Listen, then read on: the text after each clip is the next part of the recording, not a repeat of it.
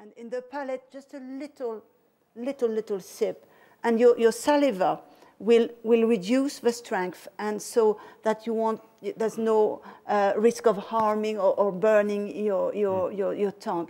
And then just let your imagination, your senses talk. And if you listen your senses, they will tell you a lot. All right. You want to add to that?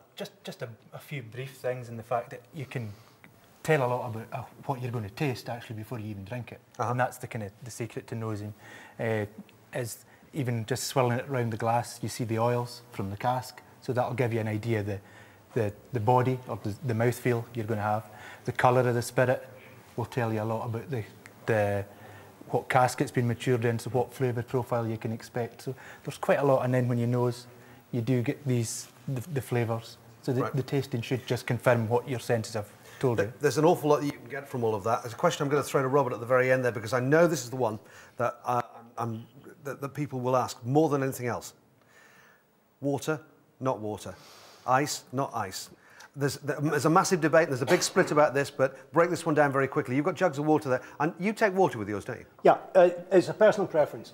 Laphroaig 10 is 40%. I can drink it as it is, but when I want to find out flavours, I always put a drop of water with it. If you're drinking something like cask strength, which is 55.7, if you taste that as it is, the first thing you'll get is alcohol. And that alcohol will actually deaden your taste buds and your smell. So you really need to put water with it. Okay. Smell it first the way it's in the glass. Then add some water. And I have a trick. Martine talks about saliva. I have a trick that I had to learn many, many years ago. If you take a glass of water in one hand and your whiskey in the other, take a sip of water, hold it behind your teeth, and then sip the whiskey into the water. So you're actually drinking water with whiskey. Now you'll get all the flavour, but you won't get any alcohol, and you actually pick up more flavours that way. Someone want to try that? I'd love to see that. I don't want to try that. Hold some water in your mouth, sip through, see if it works for it. It'd be well worth. Thanks for answering that, guys, because it was a really good question, and I'm pleased we've got some more questions coming in here. This one may make you smile. Hi, I'm from Holland, and I know that none of the British teams are playing in the European Championships. Thanks for letting us know that one, because we weren't sure about that. But is holding a Laphroaig live tasting during the matches some kind of revenge for all the countries who are still in it? Yeah, thanks for that. Goes on to... Yes, absolutely. Yeah.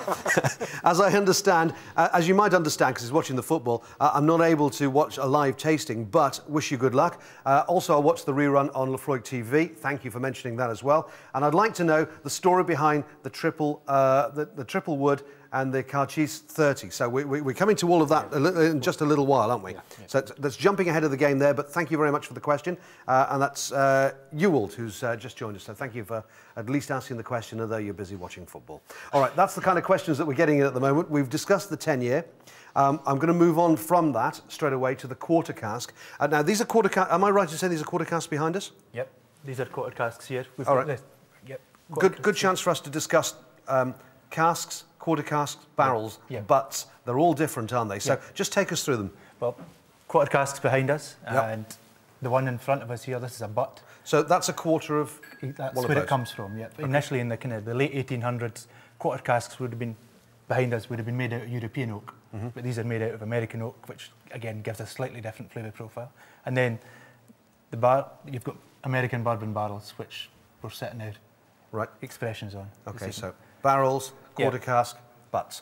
Butts 500 litres, quarter casks 125, and American barrels probably 190 to 200.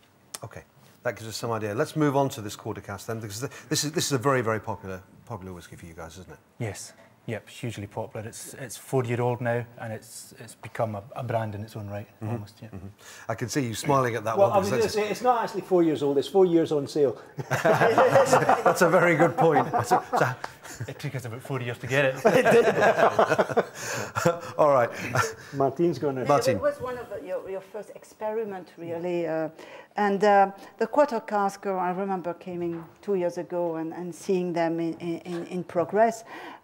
First fill bourbon cask at the beginning, I think you picked from 6 to 11 years old, and then put them into these smaller casks, quarter casks, because that gives more wood influence, about maybe 60 greater influence on the wood, and that's changed really the profile. But still, I mean, the heart of a Laphroaig is here. That's what is really wonderful when we go from the 10 to to the 30-year-old, Laphroaig is always here. The distillery character is here. And I think the quarter cask brings in a lot of a creamy texture and creamy flavors and aromas as well. And first of all, first nose, you get the wood as if you were opening a box, lifting the lid of a wooden box. You open that and you discover a sort of treasure of different layers of aromas which come. I get this exotic cedar wood, the cedar wood, yes, and a touch of citrus and sort of orange curd, which I didn't get in the first one, in the 10-year-old. But the sootiness, the smokiness will come after. So it's just as if it was a bit shy to start with. Let the other play, and then it comes and it wraps all these beautiful creamy flavors and aromas into the smoke, which I mean, we are on the land of smoke, of peat here, and we can feel it, and we also are on the land of midges, which have been invited, and they're everywhere. So I'm sorry, but I have to scratch them. And I like the idea that you've been bited. Yes. Yes. Okay, sorry. And the finish, the great finish, lingering finish, that's also what the quarter cask brings to Laphroaig. And so it started in 2003, and the first was sold, as you said, 4 years ago. And I think everybody talks about the quarter cask. I mean, all the people I've met in masterclasses say, the quarter cask, that's something. I mean, the quarter cask is odd in a way. When you smell it, as Martine says, you get all these velvety orange coconut cream flavours. It seems very soft, very gentle, but when you taste it, you actually get far more power than you do in the 10-year-old. Yeah. And when you taste it, that power and that intensity of flavour comes through. Our friends at Laphroaig are nodding there. Yeah. We're coming to you in a minute, guys. Get your answers ready. It's like, I mean, I always say it's a wolf in sheep's clothing. It is. The sheep is the smell, and the wolf is that taste. Bang, comes in. It bangs in. Yeah, it comes in there. John? Yep, same things. I kind of get similar things. Toffee, caramel, nose. Kind of like, I get there's a cream soda bit in it for me, and then it comes dry, and that comes through in the taste as well.